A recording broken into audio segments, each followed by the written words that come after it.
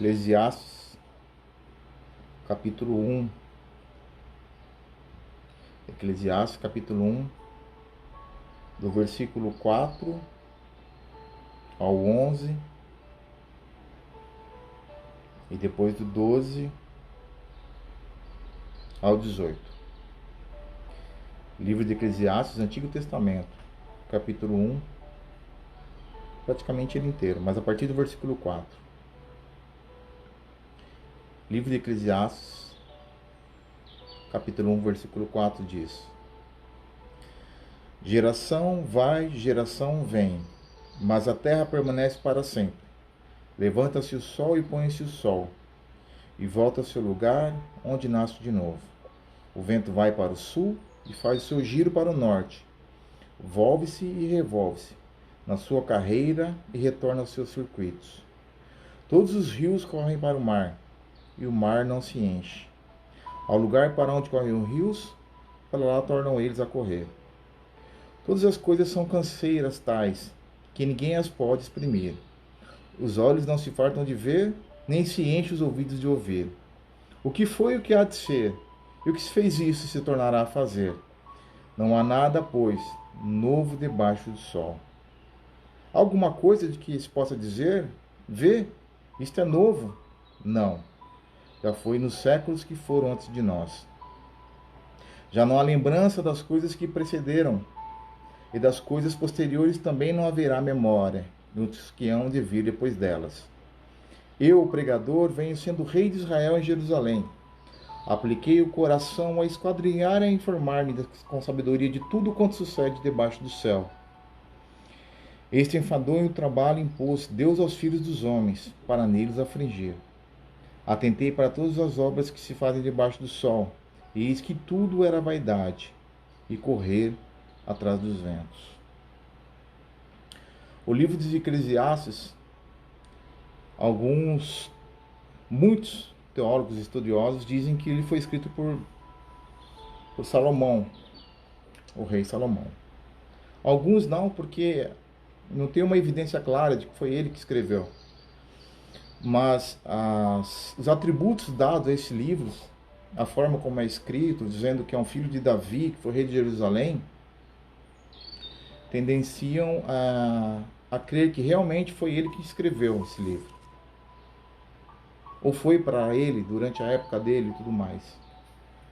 E eu também acredito nessa linha, que é a respeito de Salomão. Salomão, ele começa falando que geração vai, geração vem, mas a terra permanece para sempre. O sol levanta, o sol se põe. Volta ao seu lugar onde nasce de novo. Todas as coisas estão canseiras tais que ninguém as pode exprimir. Os olhos não se fartam de ver, nem se enchem os ouvidos de ouvir. Todos os rios correm para o mar, e o mar não se enche. Ao lugar para onde correm os rios, para lá torna ele a correr. A forma como Salomão começa a escrever, as coisas que acontecem, ele começa a enxergar, é como se os dias passam, as horas passam e nada de novo acontece. O sol nasce, o sol se põe e nada de novo acontece. Os rios correm para o mar, esses não se enchem e voltam a correr e nada de novo acontece. Ele chega ao ponto de se perguntar, no versículo 10, alguma coisa que se possa dizer, vê, isto é novo? Não. Já foi nos séculos que foram antes de nós. Nada de novo acontece. Sabe aquela vida em que você acorda todos os dias e começa a buscar algum sentido para ela, e você percebe que nada de novo acontece? Você começa a procurar aquele vazio que tem dentro de você, tentando buscar um sentido da vida e não acha, porque nada de novo acontece. Tem dias que a gente acorda bem, tem dias que a gente acorda um pouquinho diferente, mas nada se passou na madrugada, mas a gente mesmo assim acorda com um sentimento um pouco diferente. mas nada de novo aconteceu. Esse final de semana, a gente passeando, eu me deparei com algumas situações em que eu me pergunto, a gente, por exemplo, vê algumas pessoas consumindo muito álcool, consumindo droga, e a gente começa a perguntar, se questionar, por que daquilo? Por que chegou àquele ponto? Qual que é o objetivo? O que que aquela pessoa está procurando? Será que é um vazio que ela tem dentro de si? Será que ela quer provar alguma coisa para alguém ou para si mesmo? Será que nada de novo acontece na vida dela e ela tenta preencher esse vazio existencial buscando outras alternativas? Aí, no outro certo momento, a gente viu um senhor idoso, de idade avançada, sendo carregado pelos netos e pelos filhos, pela a forma, pela idade dos que estavam conduzindo esse senhor. E aí a gente para pensar e refletir que em algum momento esse senhor deve ter carregado seus filhos no colo, os seus netos no colo, talvez. E ele, quando era jovem, ele foi carregado no colo, limparam ele, e ele novamente volta para o mesmo ponto em que ele foi um dia dependente de alguém e ele volta a ser dependente novamente. É muito bonito quando isso acontece, quando a gente vê o amor da família, mas o ponto que eu quero chegar é: nada de novo acontece. Salomão, ele era um homem rico, ele era um homem sábio. Nós sabemos que ele pede a Deus sabedoria e Deus fala, concede a ele sabedoria, mas não só sabedoria, mas também riqueza, formosura. E que depois dele nenhum seria igual a Salomão. E Salomão, ele tinha uma intimidade com Deus, mas no seu reinado, durante um certo tempo, ele foi perdendo essa referência. Salomão, ele teve por volta de 700 mulheres e 300 concubinas. E ele deixou que essas mulheres, a vaidade delas, começassem a influenciar de tal forma que ele, para apaziguar essas mulheres, para acalmá-las, essas mulheres estrangeiras, ele começou a colocar deuses dentro do seu templo. Ele começou a perder a intimidade com Deus. Salomão, ele tentou preencher a vida dele com a sexualidade, com o prazer.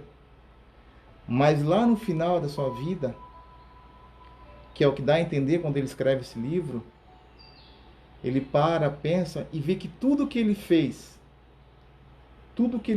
na vida dele, não serviu para nada. Aquele vazio que ele tinha, aquela lacuna, ainda estava aberta. E ele fala: eu vi o sol nascer, eu vi o pôr do sol por diversas vezes, eu vi as águas indo para o mar e nada de novo acontece.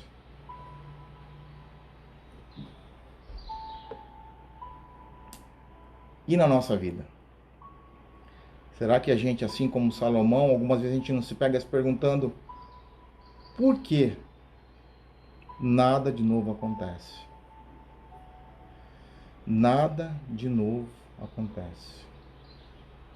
Agora, como pode um homem como Salomão, época próspera entre o povo de Israel, não houve nenhuma tão farta, nem antes nem depois de Salomão. As pessoas eram saudáveis, existia fartura entre o povo de Israel, existia beleza, formosura, mas nem isso foi suficiente para preencher aquele vazio que Salomão tinha dentro de si. A gente estava conversando ontem sobre o caso do divórcio do Gustavo Lima e da esposa dele. Aí a gente começa a pensar, mas como é possível uma pessoa que tem fama, tem uma esposa linda, maravilhosa, tem filhos, um rapaz bonito, uma esposa bonita, um casal perfeito. E aí ele resolve se separar, divorciar. O que pode faltar para esse cara? O que pode faltar para essa família? O que pode faltar para esse casal? E a mesma pergunta que nós podemos fazer a Salomão.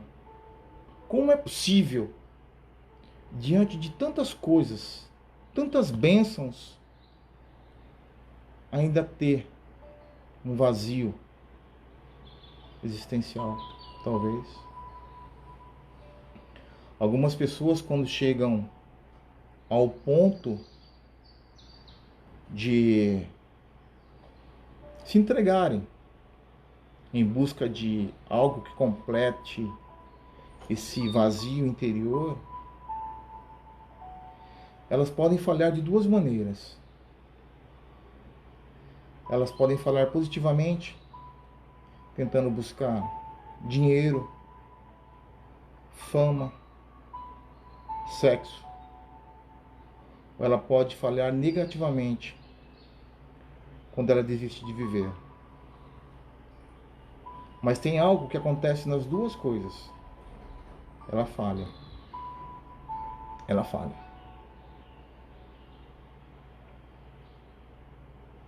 Talvez uma das mensagens mais importantes que Salomão tenha deixado para nós, no seu livro Eclesiastes, que vem da sua sabedoria, é que lá no final, na sua velhice, ele abre para nós o que faltava na vida dele. Agora pensa comigo, como alguém que pode ter tudo ainda tem o vazio por dentro? Agora, pense alguém que acredita que esse vazio que ele tem na sua vida vai ser fechado, vai ser completo quando ele se casar. Agora, pense alguém que tem um vazio dentro de si, e ele acha que esse vazio vai ser completo quando ele tem um filho, passa a ser pai, uma mãe. Agora, pense alguém que tem um vazio dentro de si, ele acha que aquele vazio vai ser completo, a sua vida vai ser plena quando ele arrumar um emprego, quando ele arrumar uma promoção, uma qualidade de vida melhor, quando ele tem a sua casa própria. E aí a gente começa a colocar os nossos sonhos, os nossos projetos em cima de coisas. E qual que é o perigo disso? Quando a gente faz isso, a gente está considerando que essas nossas necessidades, nosso casamento, filho, uma casa, dinheiro, a fama, o sexo, são deuses. São deuses que faltam para completar o nosso vazio existencial. Só que a gente não consegue controlar isso. Nós conseguimos controlar esses deuses. Não é possível. No passado, Deus ele teve uma relação com Adão onde não existia isso. Só que ele disse a Adão: Adão, não coma daquela árvore. A partir do momento que você comer da árvore do conhecimento, você vai começar a lidar com deuses que você não tem condições de tratar. Você vai começar a lidar com coisas que você não tem condições de lidar. Não faça isso, Adão. E ele fez. E é por causa disso que eu e você, que a humanidade, tem o vazio. Que a gente tenta buscar atrás de um monte de coisas. Sexo, família, casamento, droga, bebida. E a gente nunca consegue fechar. Isso nunca é completo. Quer um exemplo? Você acredita que você só vai estar satisfeito completamente quando você casa. E aí todo noivo, toda noiva, quando ela entra na igreja para se casar, o que tem em mente é um felizes para sempre.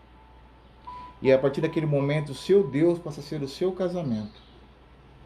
E a gente não consegue lidar com aquilo.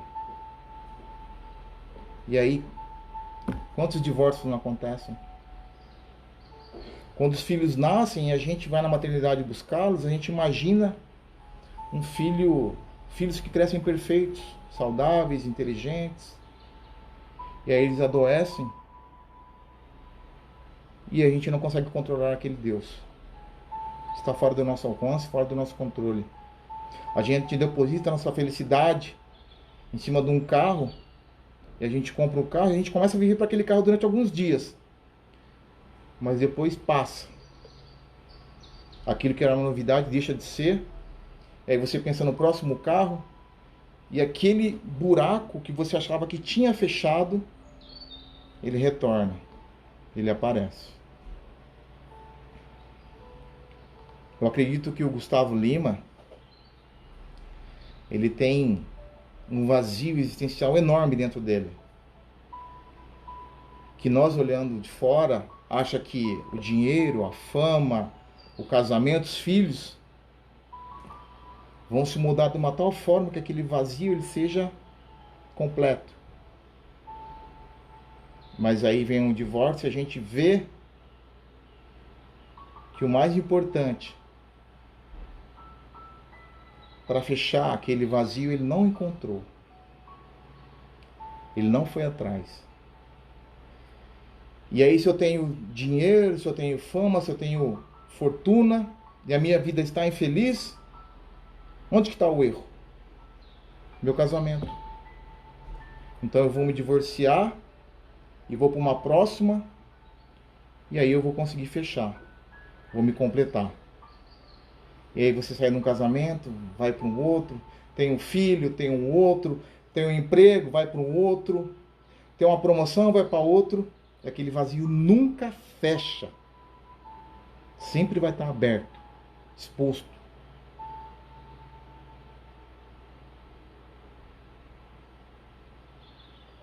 Sabe qual é o problema? A gente precisa dar um sentido para a nossa vida. Todos nós precisamos dar um sentido para a nossa vida. A vida por si só, ela não tem sentido. Não tem sentido algum. E Deus, Ele nos proporcionou tantas coisas. Se Ele proporcionou o prazer através do sexo, é porque isso é bom. Se Ele proporcionou o prazer através do alimento, da comida, é porque isso é bom. O problema é que a gente tenta buscar isso de uma tal maneira, em excesso, que aquilo que deveria ser o bom para nós, começa a ser o nosso ideal, o nosso objetivo, os nossos deuses. Esses mesmos deuses que eu disse que a gente não tem condições de controlar. E aí a gente afunda. A gente vai para baixo. Porque esse vazio existencial, ele nunca vai ser fechado. Em Romanos 8,6 diz: porque a inclinação da carne é a morte, mas a inclinação do espírito é vida e paz. Salomão também nos deixa que Por mais sábio que você seja, você vai para o mesmo lugar que o tolo. Os dois vão morrer. E aí ele cai em si e percebe que é sim mais importante ser sábio do que ser tolo. Mas os dois morrem. Os dois vão para o mesmo lugar, debaixo da terra. E a sabedoria passa a ser vaidade.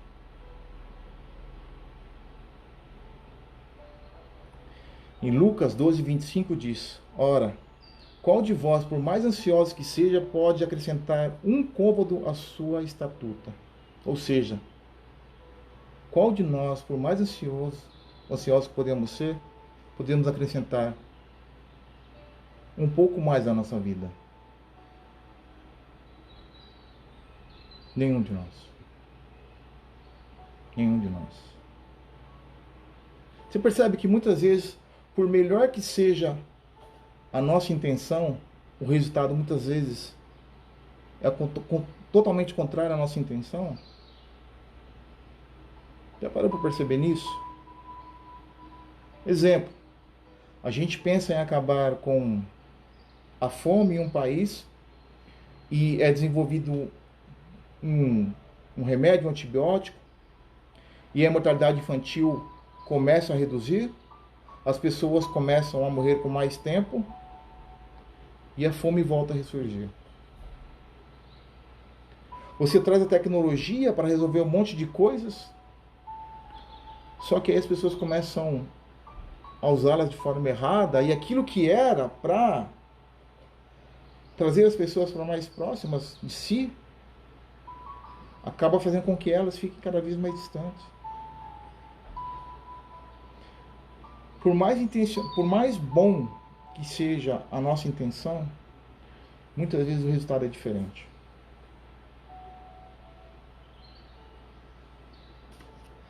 Philip Yancey, no livro A Bíblia que Jesus lia, diz: Ele fez tudo apropriado ao seu tempo, Deus. Entretanto, ao assumirmos um fardo para o qual não fomos feitos, transformamos nudez em pornografia, vinho em alcoolismo, comida em glutonaria e diversidade humana em racismo e preconceito. O desespero toma conta à medida que abusamos das boas dádivas de Deus. Deus, ele nos deu um monte de coisa que nos faça ter prazer, alegria. No livro de Eclesiastes, depois vocês podem ler um pouquinho com mais calma, com mais tempo, ele vai falar sobre a vaidade da sabedoria, vai falar sobre tem tempo para tudo, vai falar sobre a mocidade, sobre a velhice, mas lá no final, ele vai falar que também os sábios também vão morrer, como os tolos, e que a sabedoria também é uma vaidade. Mas lá no final ele diz, no capítulo 12, versículo 13 e 14, de tudo que se tem ouvido, a suma é: teme a Deus e guarde seus mandamentos, porque isto é o dever de todo homem. Porque Deus há de trazer a juízo a todas as obras, até as que estão escondidas, quer sejam boas, quer sejam más. Tudo está sob a vista de Deus. Tudo. Tudo.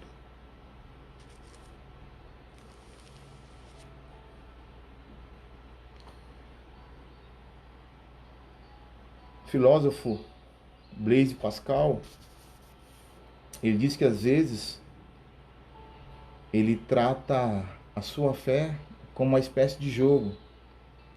Quando ele dizia aos seus amigos: se creio em Deus e na eternidade você não, e não a Deus, nós dois perdemos ao morrer. Se Deus existe, você continua perdendo e eu ganho tudo. Perdão. E eu ganho tudo.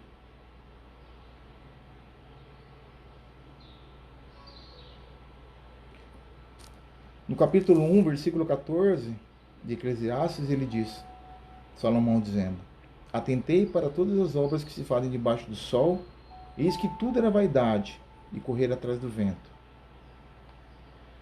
Por mais que eu tenha, por mais que eu experimente, por mais que eu possua, toque, eu nunca vou estar completamente satisfeito.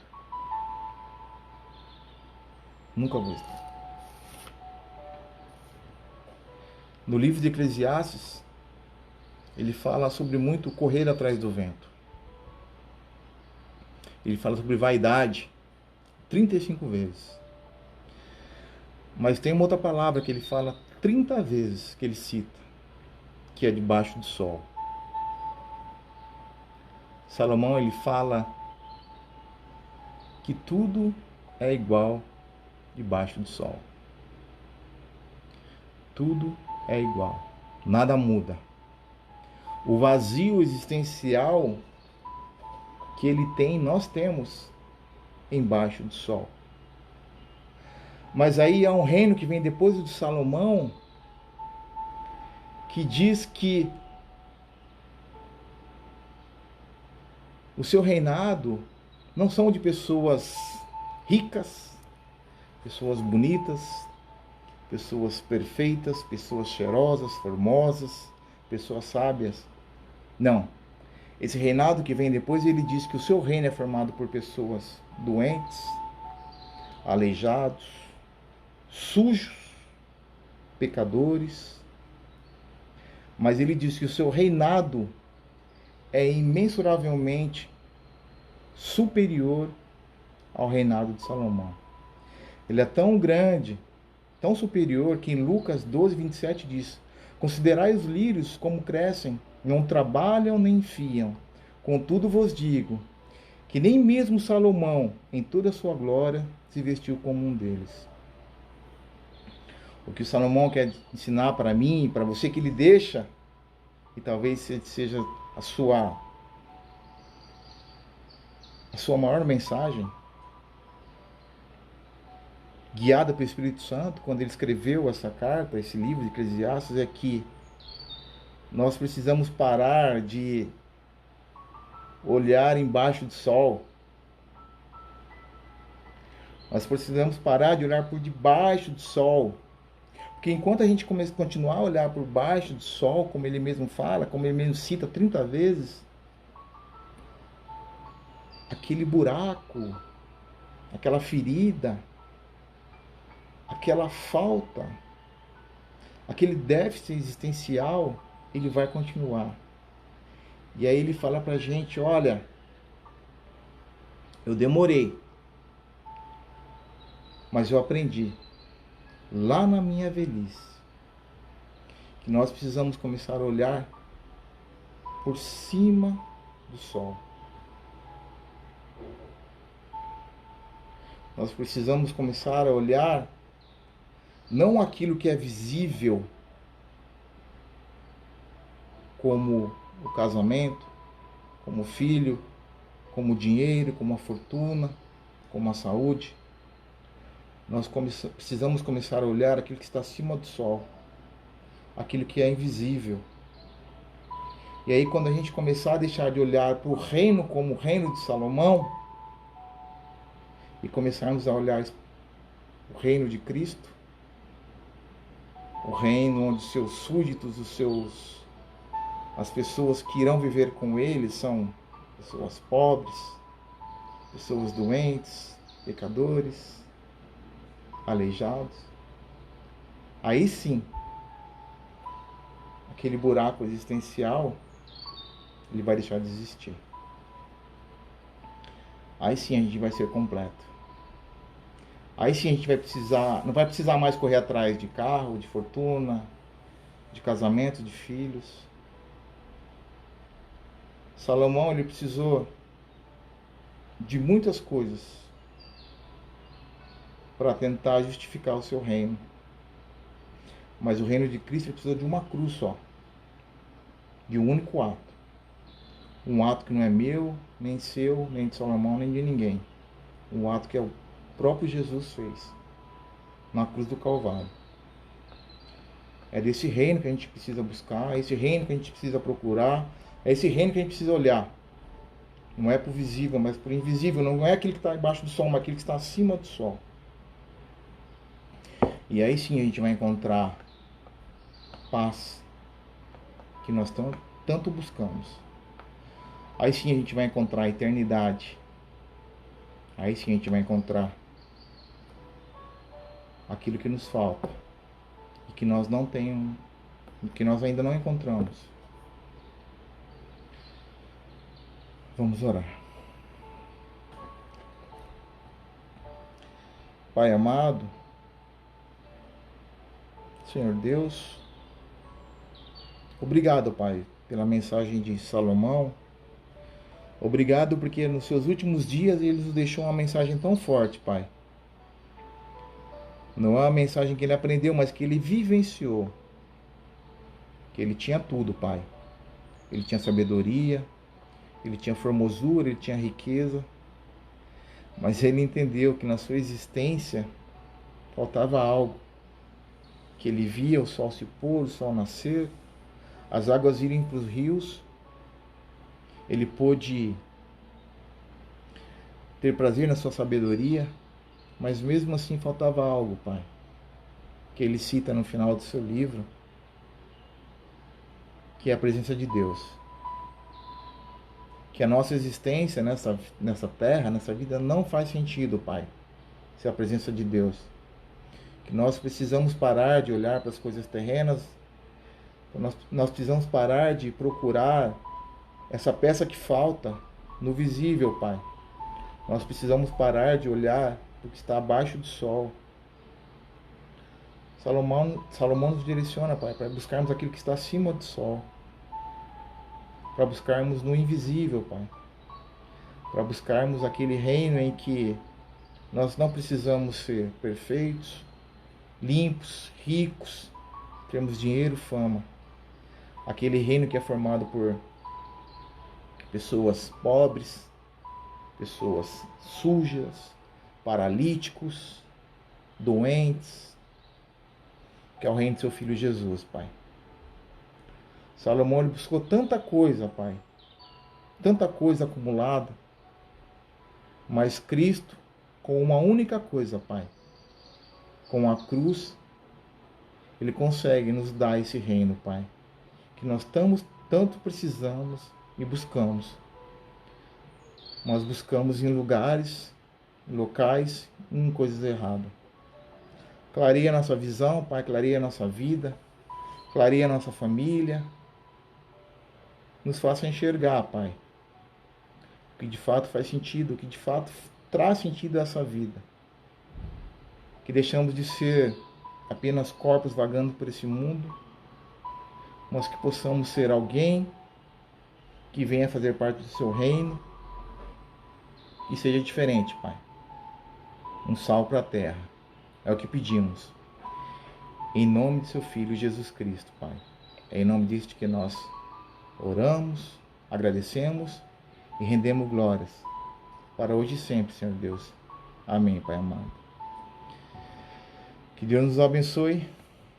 Que na próxima quarta não. Semana que vem a gente vai fazer na quinta, tá bom? Se Deus permitir que na próxima quinta-feira a gente possa estar aqui, no mesmo horário, às 8 da noite, para falar um pouquinho mais sobre as boas novas de Deus. Para a sua e para mim e para a sua vida. Que Deus nos abençoe.